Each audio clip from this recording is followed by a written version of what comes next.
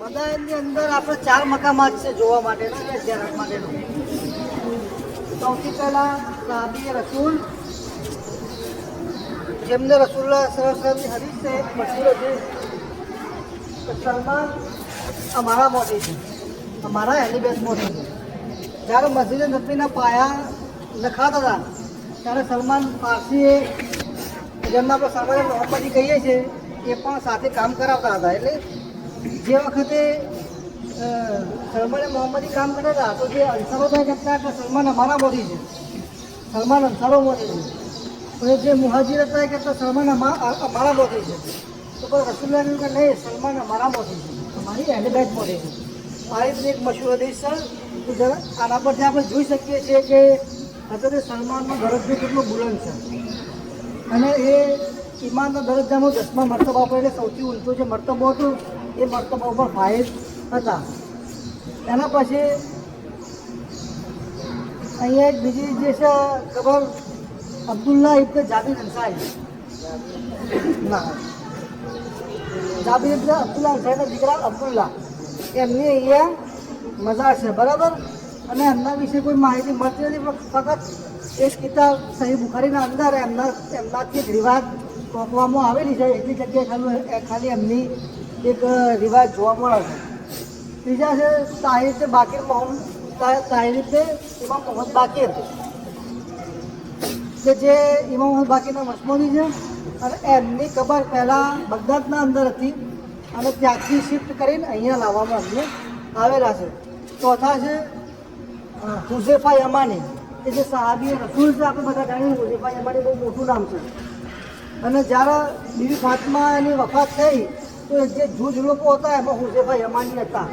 BV ફાતિમાની જ્યારે એમની વફાત થઈ તો બહુ ઓછા લોકોએ એમને દફનાવ્યા હતા. આપણી હિસ્ટ્રીમાં જોવા મળશે તો એમાં પણ આ સામેલ હતા.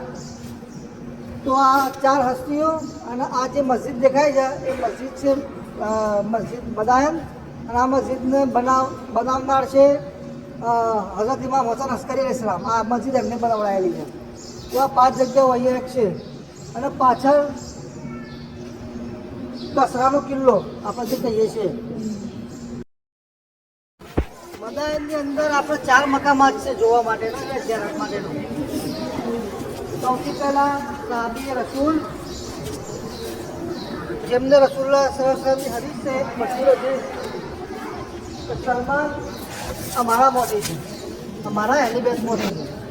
જ્યારે મસ્જિદ નબવીના પાયા લખાતા હતા ત્યારે સલમાન ફારસીએ, જેમને આપણે સલમાન મોહમ્મદી કહીએ છીએ, એ પણ સાથે કામ કરાવતા હતા. એટલે જે વખતે સલમાને મોહમ્મદી કામ કરતા હતા તો જે અંસારો થાય કરતા કે સલમાન અમારા મોદી છે, સલમાન અંસારો મોદી છે.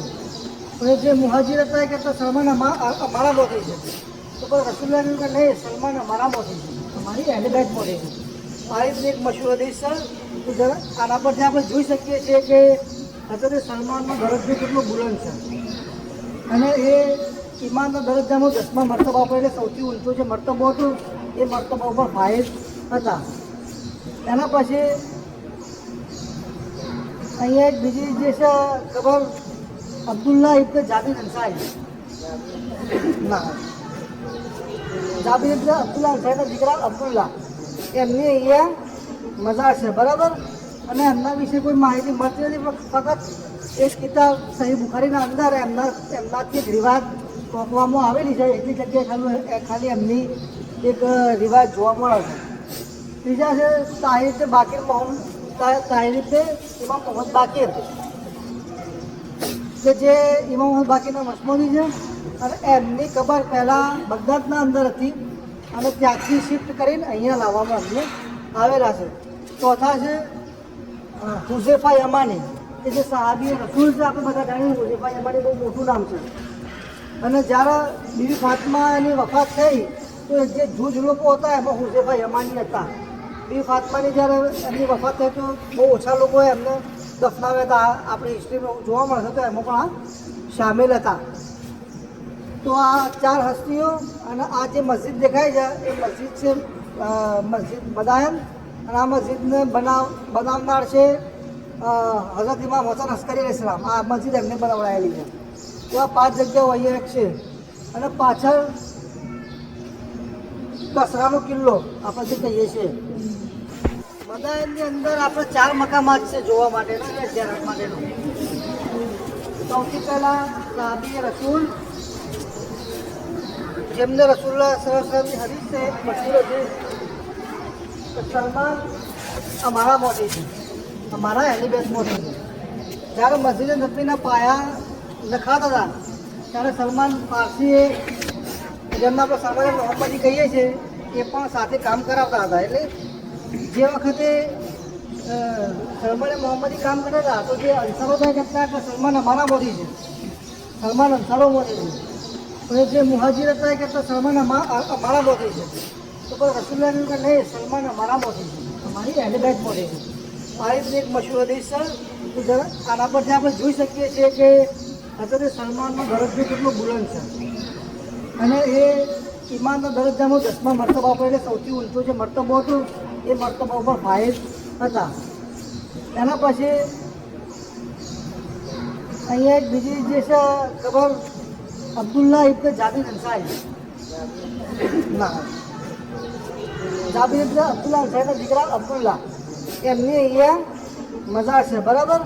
અને એમના વિશે કોઈ માહિતી મળતી નથી, ફક્ત એક કિતાબ સહી બુખારીના અંદર એમનાથી એક રિવાજ ટોકવામાં આવેલી છે. એટલી જગ્યાએ ખાલી એમની એક રિવાજ જોવા મળે છે.